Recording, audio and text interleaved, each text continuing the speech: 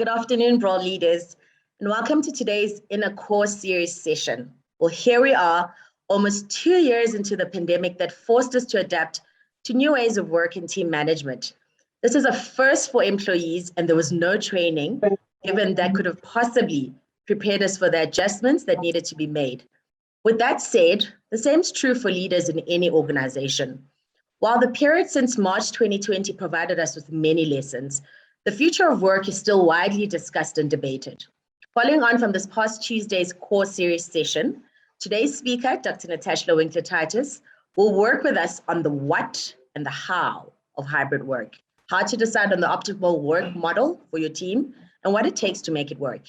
Dr. Winkler-Titus has deep-rooted experience in this topic, researching and teaching on this, as well as being a co-author on the recently launched book, focusing on the changing world of work and the impact on the profession of work psychology.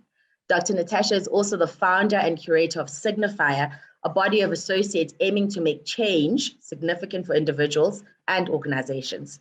She serves as a full-time faculty member of the University of Stellenbosch Business School, teaching and researching in leadership and organizational behavior. Without further ado, over to you, Dr. Natasha Winkler-Titus. Welcome. Thank you so much, Andile, and thank you for having me back. It is so nice to share this platform. Just before we started the session, we had a little bit of an informal discussion around this whole notion of remote work and hybrid work models. And if there's one thing I can just start off with and share with you is this thing is hard. It is terribly hard. And everybody has aspirations to say, we want to do hybrid work. We want to give flexibility. We want human-centered organizations. But the reality is to manage organizational behavior is not as easy as managing a process or even managing technology. Earlier today, I was chatting with somebody about the Future of HR conference next week. And when I told her the topic, she said, "Oh, that's brilliant. I can put you in the HR technology cluster." And I said, "No, I do not. I have no idea about technology, but I can speak about human behavior."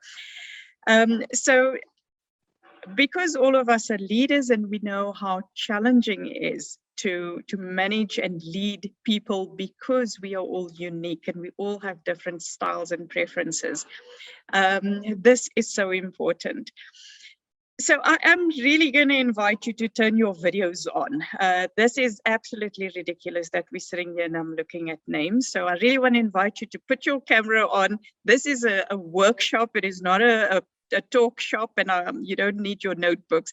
We are engaging with each other. So as Andile mentioned, on Tuesday, we had a session, and I set the context for what is hybrid work. There's a lot of talk currently going on about hybrid work models, but what exactly is it? Why are we even having this conversation? And then how do you make it work? So a lot of the, let's say, the theoretical bit was covered on Tuesday. And today's session is, as leaders, to talk about our experiences and our expectations and what works and what doesn't work. So I'm quickly, probably 5 minutes, just going to set the tone to get the conversation starting. And let me just get my presentation up here for you. And then we're going to do as we always do in the Inner Core series. We're going to go into our breakout rooms. There's a small group. There's 23 of us. So I think, Josh, we probably do about 4 groups. 4 breakout rooms should be sufficient. So you've all been living in this for the last 18 months or in a forced remote work scenario. And the question now on everybody's lips and the key discussions now is, but what does the future entail? So one thing that I can tell you that came out of Tuesdays, people are tired of uncertainty. They're tired of being told, okay, come back to the office. And then we have a spike in COVID cases, and then we all locked back into our houses again. And it's disruptive. So what we need to do is start thinking about something that's a little bit more future orientated, that can look at different scenarios and think about how do we optimally work irrespective of the context that we find ourselves in.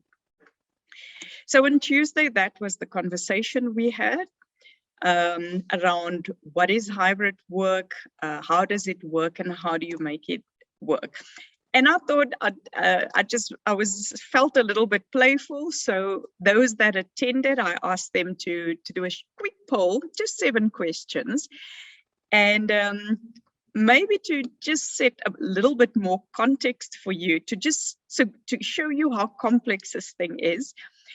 So we polled the participants on Tuesday, and one thing that we found is we are more or less 50-50 split on how we currently work within Bro. There are people that are definitely either at client site or in the office, and there are people that are working remotely.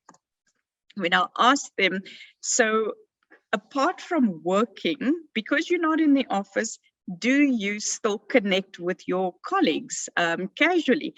Again, quite a fair split there, saying we do connect socially. It's not always just about meetings. Today's session is a little bit more of an engaging session and not necessarily a meeting. Another question we asked is, do you feel that you have autonomy over how and when you work? Because in a remote work context, that is critical. You cannot micromanage somebody through a screen. So there must be trust, and people need to have autonomy. And when we work remotely, it gives us a little bit more flexibility to structure our own lives. So if I've got different personal circumstances or family responsibilities, I can choose to do my work differently and maybe catch up at night or on the weekend if I have childcare responsibilities. So again, we found a split where the majority, fortunately, of people felt that they do have some sense of control and autonomy of how they can work. In terms of well-being, and this entire inner core series also had a heavy focus on connection and workplace and employee well-being.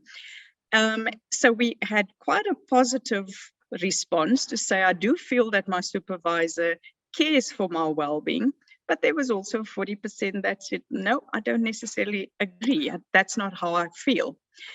Very positive. The majority of people that were on this session didn't feel isolated. So again, we split in terms of our experience of isolation in a remote work context. And on people's perceptions, not on the actual performance, but the overwhelming perception is that when I work remotely, I definitely feel more productive. I think the important thing we can see here is that people are split. There is no one size fits all. As I shared on Tuesday, for some people, if you really need to focus and be productive, it is better for you to go into an office environment. For me personally, I do my best work when I work from home because I'm an extrovert. So when I'm in an office environment, I tend to chat with everybody and walk around the whole time and not sit still. So there's personal preferences, there is your personal circumstances, and a number of things. So as you can see, we're pretty split on some of these important conversations. And then lastly, we said, okay, going forward, if all is said and done and all of this is over and we can choose. Remember before lockdown, remote work wasn't as prominent an event. So as I said, less than 4% of South Africans in the knowledge space were able to work or did classify as remote workers. And when COVID hit and we were in lockdown, for those that could do it, it went up to 40%. So now we've had a taste of it and suddenly there are so many more options. So the last question we said is, if you had a choice, what would your preference be? And the overwhelming response was hybrid and remote work. But as we see, there's still a portion of people, so 8% said, I would rather work in the office, and 17% says, I want flexibility. I want to sometimes work remotely, but most of the time in the office. and others said, I always want to work remote, but sometimes go into the office. So as leaders today, the key thing for us is we have people that are split and that want different things, and we've introduced flexibility. How are we going to move forward from here? So just to recap, what is a work model? A work model determines how we as an organization function on a daily basis. It's basically a combination of who's doing the work, and something that I always emphasize is look at your complete value chain. It is not just about your full-time employees. You might have contractors, you might have gig workers, you have service providers, you have vendors. So when you think about work that needs to be done, don't just contain it to your employees. So who's doing the work? What work are they doing? And what do they need to do the work? And also where to do the work from. And again, hybrid work is not necessarily something that's new. We probably didn't even call it hybrid work, but an element of hybrid work has always been there. So in terms of flexibility, of job sharing, shift working and part-time schedules, those type of things all make up a hybrid way of working. But importantly, who's working, what are they doing, where are they doing it, and what do they need to do that? Okay. And so what do you need to consider to make a decision? Remember, there is no one decision that is perfect for all organizations. It's all about what is your context, what is your level of maturity in the organization. And maturity is not as an emotional maturity or people maturity, it is around how the organization culture, systems and processes and the enabling environment is set up to accommodate a hybrid work model. So when we consider a decision on remote work or hybrid work or blended or whatever model we want to introduce, there are, in essence, 4 perspectives we need to consider. The people perspective looks at the needs and circumstances of the worker and empower people for flexibility. Here, for example, you'd consider management practices, leadership styles, as well as organizational culture and symbols and rituals to support our hybrid model. And also you want to be intentional. If you're going for the hybrid work model, you want to be intentional about your organizational culture, because the culture now is no longer situated in a location. There's also an empowerment that needs to happen. People need skills on how to effectively manage not only remote teams, but hybrid teams. Because if you have 50% of your people in office, you can't forget about the other 50 or treat them differently. So how do you manage those type of dynamics? From a work perspective, it obviously comes down to the specific job tasks. Where can that work be done? What is the nature of that work? How does the process flow? What are the level of touch points within the process? If it is extremely collaborative and a high dependency, it might be easier to do it in person. So those are the type of things you have to consider, the type of work that needs to be done and what that work needs, like how much energy and focus is needed versus how much coordination and cooperation is needed in a process. Also, we need to think about how we engage and collaborate. So, and then I think a lot of us have become really smart around that. So how do we use physical space versus digital space? How do we ensure using synchronous and asynchronous collaboration? If I need to inform you of something, I can email you or drop you a document. But if I need to discuss intricacies of a proposal, I would want to do it face to face. So are we becoming smarter on how we use different platforms and different modalities of being together? The organizational perspectives looks at not just the internal organization, but also the external ecosystem. So From an internal organization perspective, it's about our enabling environment, our processes, policies, governance, the communication infrastructure, etc. And then the external context is what is happening, because it's exactly the external context that brought us to where we are today. It is a virus and a pandemic that forced everybody back at home. How is the context and the ecosystem in the future going to unfold? And then lastly, when you need to make a decision around what is the best or the optimal work model, you have to look at it from an individual as well as an organizational perspective. And by now you guys are quite comfortable and familiar that this is how we apply it. We run the process on a Tuesday. We start the Thursday always putting yourself first and saying, what's my preference? Where am I in all of this? And after that, where am I as a leader? How do I lead my team? So similarly, when you have to think about work models, the critical considerations at an individual level is to ask yourself, can I adequately manage my boundaries, irrespective of where I'm located or what my model is? Am I optimally achieving my performance while I effectively collaborate with a team? Am I managing physical, emotional, and workplace wellness for optimal work-life flow? And then, am I an organizational citizen? What do we mean by that? Do I play a part in making this Broll brand something to be proud of? Do I play my duties as an organizational citizen? Do I care for my colleagues, my peers, and even for my leader?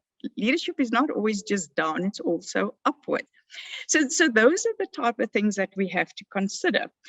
And we're going to immediately jump into it. So there's 35 of us. So Josh, I think we could do with 6 breakout rooms. And in the breakout rooms, if you just want to make a screenshot of this, is I want you to focus on self first. So in your small groups, I want you to reflect on the following questions. What stands out for you personally about these different work models, what it means, your experience, and where are you standing? And then what is your personal preference going forward in the future? And how would you then adequately manage your own boundaries as well as play a part to care for colleagues, peers, and leaders? So in the small groups, we want you to discuss these questions. And we're going to spend quite a bit of time, because one of the things that we got feedback on was people said we don't have enough time in the sessions. So we're going to have a breakout. It's going to be about 5+ people per room. Let's make it 20 minutes. 20 minutes, Josh, if you don't mind. So in your breakout rooms, if you can have the discussion and then just be ready to come back and somebody to share in the larger team, just share 2 or 3 ideas that you came out, or alternatively, a maximum 2-minute summary of the conversation you had. Okay. So Josh, thank you so much. You can, let me stop share. You can open the breakout room. Welcome back, everyone. I just want to double check, Josh, how many groups did we have? There was 6 in total. 6, okay. Okay, so any volunteers that'd like to share some insights that came out of your room? I think I'll go first, then it's over. Thanks, Adele. Just been on the clock. So we had Sheree, and I think Charisse and Elise was in my group, and it was quite interesting. We had a marketing manager, a phone call center, and a center manager on our group. So we had all different kinds of views. And what we found was the element of surprise. We were surprised that we could do stuff from home, especially a phone call center. That was quite surprised. And we also brought up the element that we were all more productive, in the sense that people started to take control for things that needed to be done and not waiting for a manager. And also, yeah, and then on the next question on the adequate managing of boundaries, some found it quite easily to set boundaries to only be targeted at home after hours for serious emergencies, where others still struggle to find implementing the boundaries. Yes, anything I left out, ladies, please help. So is there anyone from, I think, Charmaine or anyone from Shireen that or team? Elise, Shireen? did I leave anything out? I definitely I heard think you got something most of it. Okay. great. around communication and planning that was almost better because the team started taking responsibility. They wasn't looking at the leader to solve every problem. A lot more autonomy and account responsibility from the team. It's something I also heard. Thank you so much, Adele. I think that was a good insight. Any other of the breakout rooms that would like to share? I'm happy to share for my group. I had Joshua, who was with 4 ladies in the group, but we had a lovely time. Nelly, Adele, and Audrey was in my group, and we had some real gems. But some of the things that came through, I'll just go through the notes that I made. Is that some jobs do allow one to work from home and some don't, so we need to be realistic about that. One of the feedback, some of the feedback that we got was that we were able to test that we can work virtually. And then one of the wins actually that came through was that including social engagement. So just because people were apart from their teams didn't mean that they couldn't actually talk to them socially. So it wasn't just meetings, there was also just meeting for a cup of coffee and catching up with the team. I love this, that meetings have become more strategic. So people aren't meeting for the sake of meeting because people are in the office and they're available to meet. And the types of meetings that are being had are more solution-based, so quick resolution. You've set up the Teams call or the Zoom call, and you've got very direct objectives as to why you're meeting. Something else that was quite lovely from our leaders was the fact that there's staff, and I misunderstood it as staff needing to be micromanaged, but it was more of a, you see the people that are struggling to work from home, and your responsibility as a leader is to help them out. And Adele from my team said she picked up a team member that wasn't able to work and said to them, come and work with me at home. So they now work at home, in her home, and that person is far more productive, and it's working out really well. So we may misconstrue somebody not delivering as being lazy, whereas they actually can't work from home. So that was quite lovely. And Joshua also gave an example of how some people are actually just not able to work from home. So what do we do as a solution as managers, which was lovely. And then a recommendation was that perhaps Brawl should look at making the offices smaller. So if you've got offices in different regions, make the office smaller, allow key members of the team to be at the office. And if you need to use a facility like a printer, some of us don't have printers at home, and have more of a hot desk approach towards keeping the space. So no one has their own desk, but anyone can come through and use a space and do what they need to do, or meet with their peers if they need to.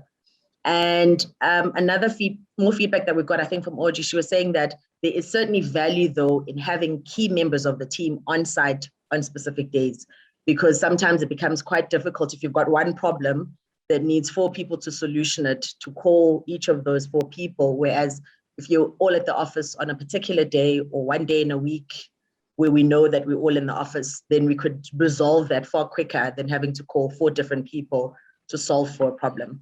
And then just another risk that was identified in a shopping center or retail environment was that there's service providers that Brawl is looking after. And knowing that we aren't on site because there's a hybrid model of work in place is quite a risk for the business, because the service providers are then not as productive and not pulling their weight because they know that the GM or the ops manager or somebody is not fully on site all the time. And some recommendations as to how we could just have peer-to-peer socialization was Having a WhatsApp group was actually a suggestion, but not for work, but just to catch up. How are you? How's the family? And more interactive on a social basis. Those are some of the notes that I had. Not sure if I left anything out. Thanks so much, Andile. So there's been a lot of valuable things. We are starting to go into the system level, what roles should do, but there was some really valuable personal insights of your personal experience. Is there anyone that wants to add to what has already been mentioned, or something different that came out of your group that would like to share? It's not intimidating. There's only 30 of us. Karen, there you go. Yes, hi there. I think one of the things that came out is that working from home, I think in our group it was 50-50. Some really, really preferred working from home and found it much more productive, and others really preferred working at work. I think one of the things that did come out there that's different is that colleagues need to learn boundaries. Don't phone at 6:30 in the morning, and because you are up at 5 and ready to go, and don't phone at 7 o'clock at night, because even though we are working from home, it doesn't mean that we're working 24 hours a day. So that colleagues actually need to learn boundaries. And I think, it was quite interesting how one of the things that you could also do is do the alternating days, because then at least as far as center management is concerned, there is always somebody on site. There is always somebody that can keep an eye on your different service providers. Yeah, and that was it. Thanks That's just so to add much, to what Karen. you said. It definitely builds up, and I like the boundary management, because we had a really beautiful example in our team where somebody shared around how she personally manages the boundary, but then again she also has a little cannon that goes off at certain hours of the day, called a little 2-year-old or toddler. So it forces you to manage boundaries, and how you also need to be assertive about your boundaries, because it's very difficult. But to Karen's point is those boundaries need to be negotiated and agreed as a team, because you don't work in isolation. Anything else that anyone wants to share? I think I want to add that what struck me from our group was how people have adapted and have normalized. It's like we're going into a phase that people are saying, well, I know now what I prefer. I know how to manage my boundaries. I'm doing it. I've taken note of the impact of the way of work on my personal health. That was actual things that people shared in our group. And we're getting into this rhythm, and an overwhelming applause for Brol, to say, well, it would be great to have this flexible option, or this option to actually implement hybrid work formally in the organization. Thanks, Marina. That I want to come back to the point that you made around implementing formally, but I just want to I think Mark, you were ready to go there as well. Yeah, thank you, Natasha.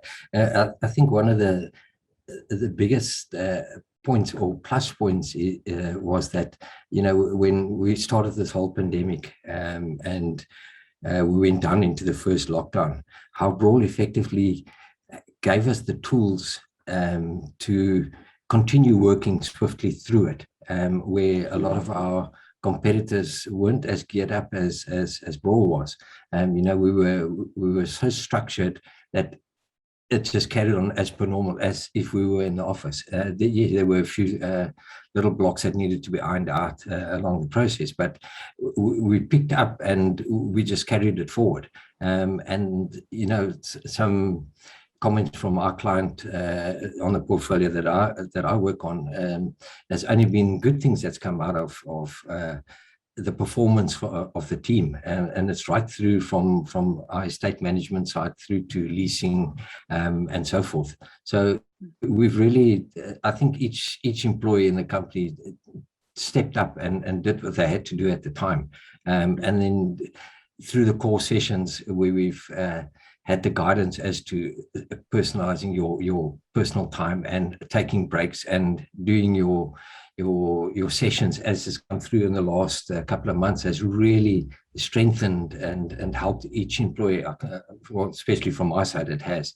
And now returning back to the office is also very refreshing. I mean, I've had the privilege of working both in the Johannesburg and the Cape Town office, and it's great to see your colleagues again. But having said that, you're in contact with them via your Zooms and your Teams meetings constantly. So, you know, a big hands up for Will for giving us the tools to make sure we can cope and do our jobs more effectively. Oh, excellent, Mark. That was such a beautiful way to pull this conversation together. Thanks so much for sharing that. And again, I think you've dropped so many good nuggets. So I'm finished. I love eye contact. I need to see people. Again, the extrovert in me. And I keep falling on Audrey and Mabu here. That's these two beautiful faces on the two sides of me that are sitting in the office. And then I look at Adele and Marina and myself, we're sitting at home. And look at how beautiful we're working together. I don't know where anyone else is because I can't see your faces. So it is very important that you reflect at a personal level. Marina, I just want to check, is that a legacy hand or is your hand? Yeah, the new lingo, we have legacy hands now that are up and everything. So we've seen the pros and cons. We've seen the positives. I think one of the most amazing things is that we never had to think about it until we were forced to think about it. As in our group, I think Shemaine said, I never thought a call center could function if people are working from home. And now I think it's the best thing ever that happened to us. So sometimes something bad has to happen to open up more opportunities. The biggest challenge, and let me just share my screen again now, is it's all good and well to talk about this stuff. It's all good and well to think about it at a personal level. Where am I now? There we go. It's all good and well to think about these things, but we are also leaders. So if we come back to this picture where people are split, and Mark has said it so beautifully now, some of us want to be in the office, some of us want to be at work. Some of us are working more productively at the office, some better at home.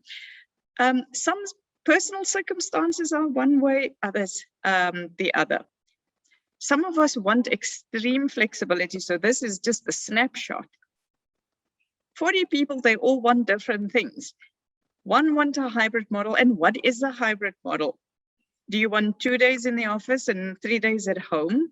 Do you want 5 days at home and 2 of those days I want flexible work hours? I want to work a night shift. What do you mean by hybrid? Some only want remote. Never ever again will I sit in traffic.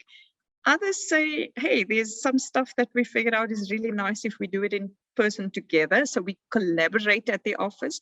And others said, please just get me out of this house. I've had enough of these dogs. I want normal, I want a routine. Okay. So the challenge is when you have so many ideas and so many preferences. So Marina made an important point. She said, well, Mark said Brol was amazing. They carried us through, they empowered us. And then Marina said, we have this option to go hybrid now, going forward. But strictly speaking, it's not 100% final decision because there's a decision and then there's a reality. I was just sharing because I do a lot of this work now. Because a lot of companies are in exactly the same boat. They have to decide on this. And I'm working with a company and I'm working with one division of a bigger organization. And this division is doing exactly what Brol is doing. Been very open, been very engaging, see brilliant opportunities for hybrid models. So now we're working and we're pulling in the teams and we see how are we going to set this up. And just earlier today, a beautiful message came through from the mothership. It basically says, everybody's going to go back to the office. And it's just so deflating to go through this. And now this separate unit has to make a decision on how are we going to challenge back and say, hang on, we haven't quite decided what is the best option, and maybe that isn't the best option. So it is hell of a difficult to make a hybrid work model work. It is.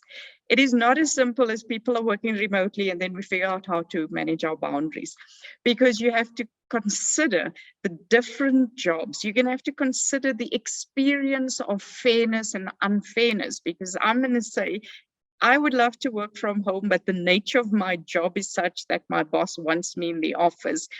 So it feels unfair, but that's just the reality. You're going to have to think about workplaces.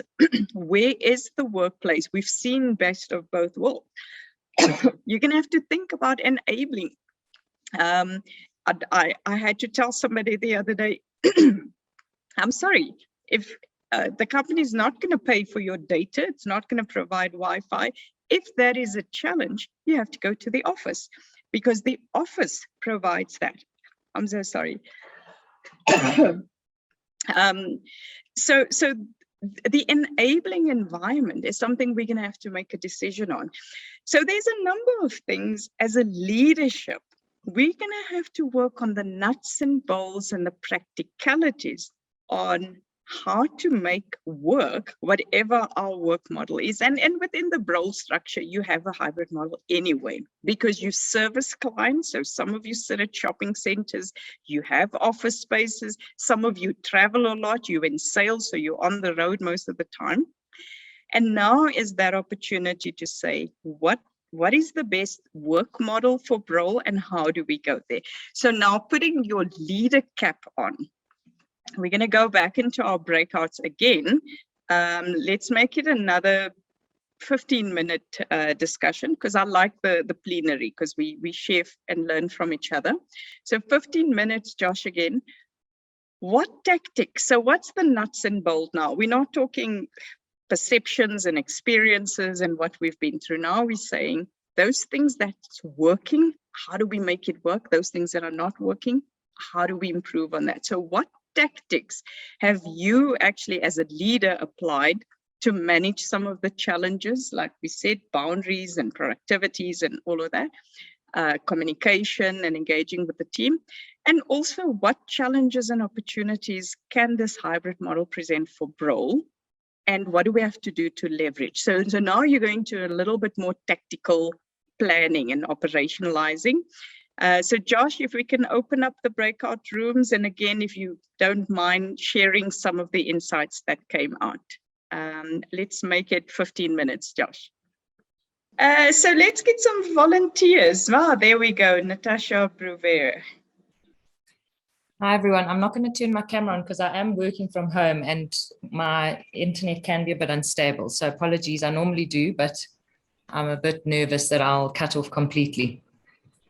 So in our team, we had Wendy, we had Lucille, we had Cara, and we had Cheryl.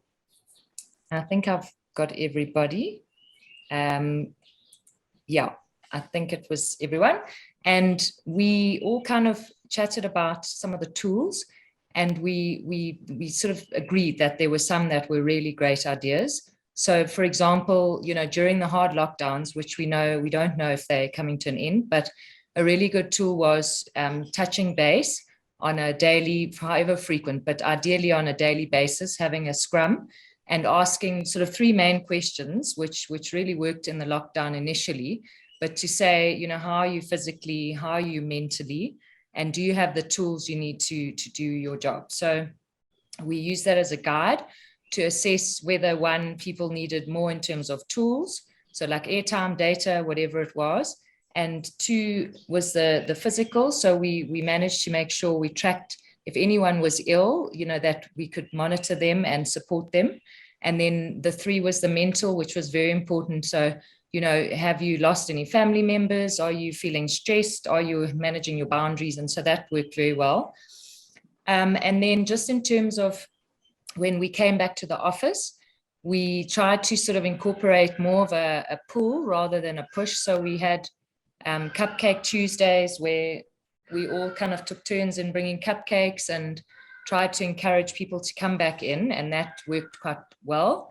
And then when the time came and the numbers were low, there were little breakout lunches that happened in the smaller teams that just sort of bonded some of the teams, and that really, was well received by our teams. And then, the one thing I think that we all kind of resonated with was how, caring for people is free. And it's one of the most powerful management tools that, with things like monetary, rewards and things during this very tight economic climate, you can't always reward people. How do you get them to feel passionate about your environment and the people you work with and the company? So we spoke about how when people were ill, we did like man marking, making sure that someone was checking on them every day with a WhatsApp, especially if they had COVID. And you can't believe how far that went, and how people were teary on calls when they, in their appreciation for the care and the genuine care in people's well-being. And that was a very powerful tool. So I think that's kind of from our side, some of the things that we spoke about. Thank you so much, Natasha, for sharing that, because I think it was very tactical, very practical, not very conceptual ideas. And I'm sure we can all learn from that. Any other team that wants to share some insights to build on that? Okay, I will go. So Thanks, Sheree. Our team focused on putting on the CEO hat for the day. So how would we approach this situation? So the first thing we would implement is we will give the team the responsibility to choose the best option for their team, because they know exactly what works for them and what doesn't. But of course, also be flexible so that if you need to be in the office and be available for a meeting, to make yourself available for that meeting. But very importantly, agree on the criteria and the work strategy that the team is going to follow. So if you agree on, we are going to do a hybrid model and to stay fair towards everybody, assess what types of meetings will be fair to go into work for. Especially in cases where you have to work with other teams, is have touch points with those teams. Check in when and where do you guys need to meet together and work around that point there. Respect your team members, and very importantly, respect their time. It is important to communicate your boundaries and of course agree on the boundaries that you set. And determine also what your client is sensitive for. So do more rotations, be so that you've got a broad visibility on site or whatever your client requires.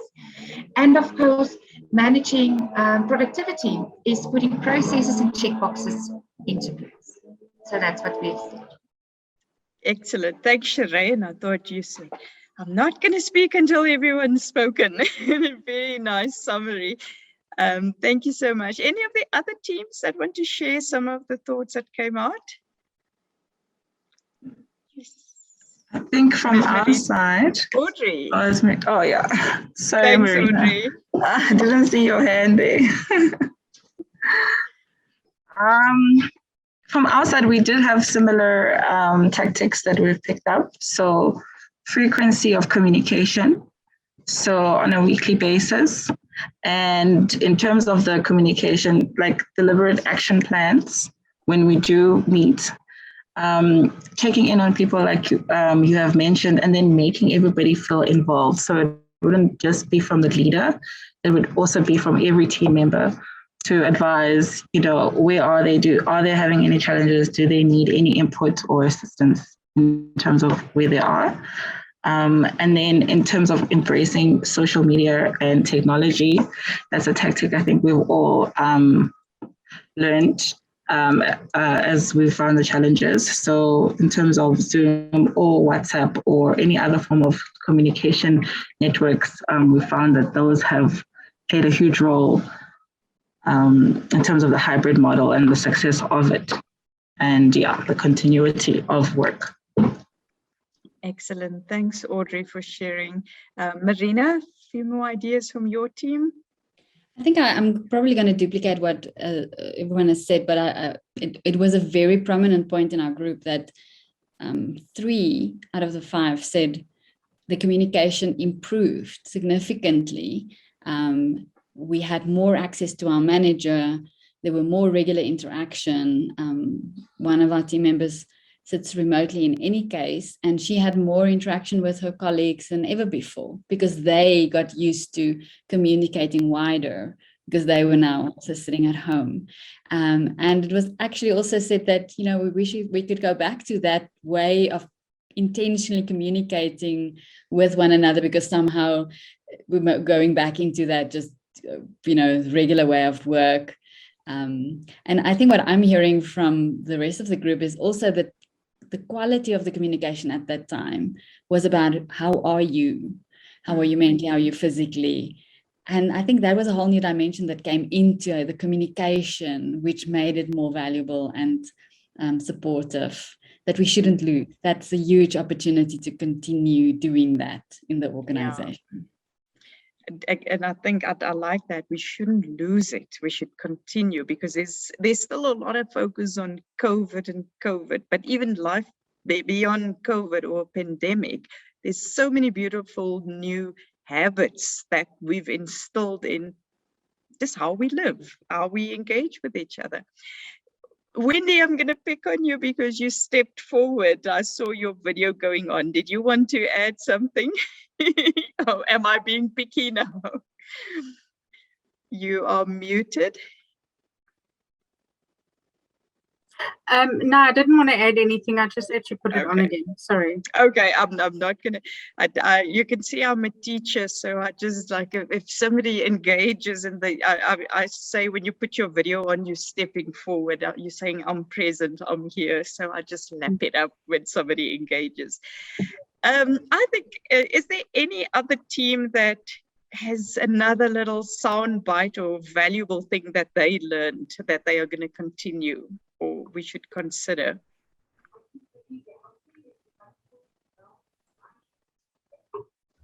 Natasha, just one thing that maybe I want to share with the team.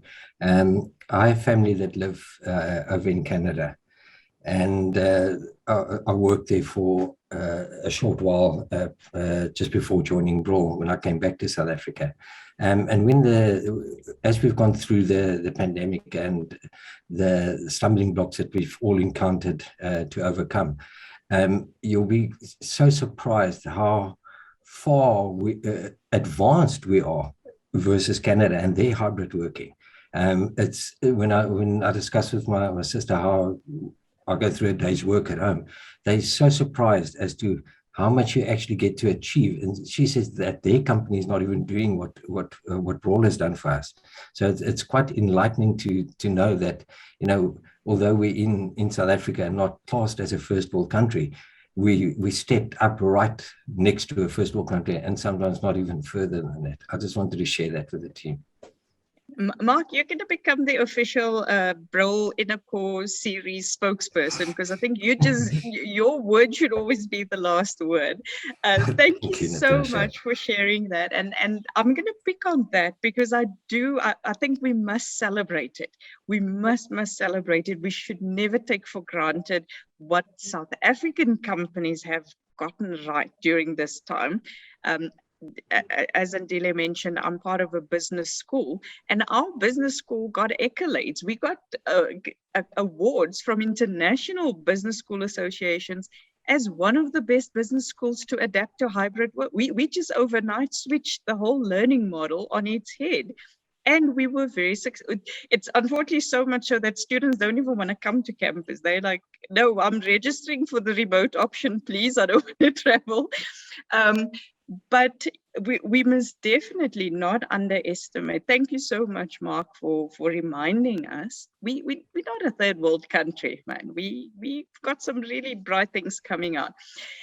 So I am very conscious of the time and being respectful of boundaries, and my boundary that is going to end in 1 minute, and just say thank you so much for allowing me to share this platform.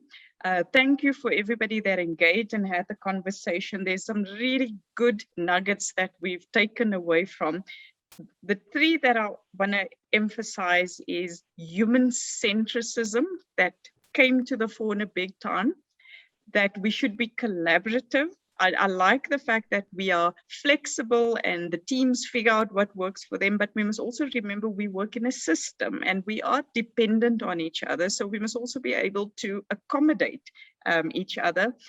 And lastly, what I would leave with you is be intentional. Don't just assume, don't just carry on. Be intentional about creating that workspace that we want. For ourselves, for our teams, and for Bro. So with that, thank you again. And Andile, let me hand it over to you. Thank you so much, Natasha. And thank you to every single person that was on the call today. Thank you for participating. Thank you for sharing. I learned so much and I am in great company with the leaders at Bro. So thank you so much. And thank you, Natasha, for affording us your time today and allowing us to communicate, which is the theme for the day.